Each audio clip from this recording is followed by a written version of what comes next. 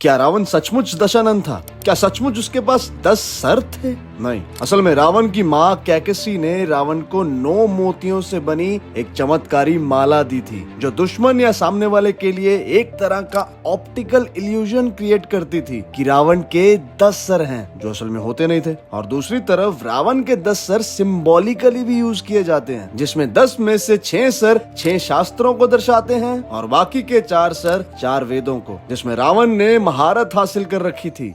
रावण त्रिमूर्ति में से एक स्वयं ब्रह्मा जी का पड़पोता था। वो ऐसे कि रावण के पिता एक नामी ब्राह्मण महर्षि विश्रवास थे और महर्षि विश्रवास के पिता का नाम प्रजापति पुलत्स्य था, जो कि खुद ब्रह्मा जी के 10 मानस पुत्रों, इंग्लिश में बोले तो 10 माइंड बोन बेटों में से एक थे। तो हुआ ना रावण ब्रह्मा जी का पड़पोता। आप सबको ये तो मालूम ही होगा कि रावण राक्षस योनि से था, पर वो इसलिए नहीं कि उसकी माँ कैकसी एक दैत्य थी, और ना ही रावण अपने पिछले जन्म में राक्षस था, पर पिछले जन्म में रावण विष्णु जी के 2 द्वारपाल जय और विजय में से एक द्वारपाल था। और जब एक बार सनकादिक मुनि भगवान विष्णु के दर्शन करने आए, तब उन्हें जय विजय ने द्वार पर ही रोक लिया। तो इस बात से क्रोधित होकर सनकादि मुनि ने जय विजय को अगले 3 जन्मों तक राक्षस योनि में जन्म लेने का श्राप दे दिया। तब जाकर दूसरे जन्म में जय रावण के रूप में और विजय कुंभकर्ण के रूप में राक्षस योनि में पैदा हुए।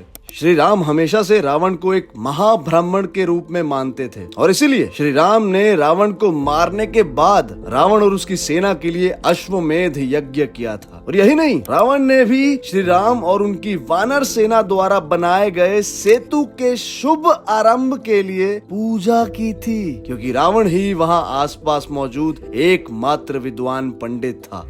आपको ये तो मालूम ही होगा कि रावण के मरते समय श्री राम ने लक्ष्मण जी को रावण से अमूल्य ज्ञान लेने को कहा था, पर रावण ने एग्जैक्टली क्या ज्ञान दिया, आइए जानते हैं। रावण ने कहा कि हमेशा रथ चालक, बावर्ची, द्वार रक्षक और खास करके अपने भाइयों के साथ कभी भी संबंध नहीं बिगाड़ने चाहिए, क्योंकि ये वो व्यक्ति हैं जो अंत में आपको सबसे ज्यादा नुकसान पहुंचा सकते हैं। और उन्होंने ये भी बताया कि ज्योतिष विद्या और नक्षत्रों की गतिविधियों पर हमेशा विश्वास करो, क्योंकि ये 2 चीजें कभी गलत नहीं हो सकती। और हमेशा एक ऐसे मंत्री पर विश्वास करो जो आपको क्रिटिसाइज करे, आपके गलत डिसीजंस पर आपको टोके, ना कि सिर्फ आपकी हाँ में हाँ मिलाए। वही गलती जो उन्होंने अपने भाई विभीषण को लंका से निकाल कर करी थी। अंत में उन्होंने कहा कि कभी भी अपने दुश्मन की शक्ति को कम मत समझो। वही गलती जो उन्होंने श्री राम को एक साधारण मानव समझकर करी थी। वीडियो अच्छी लगे तो do like, share and subscribe for more such fact-based videos.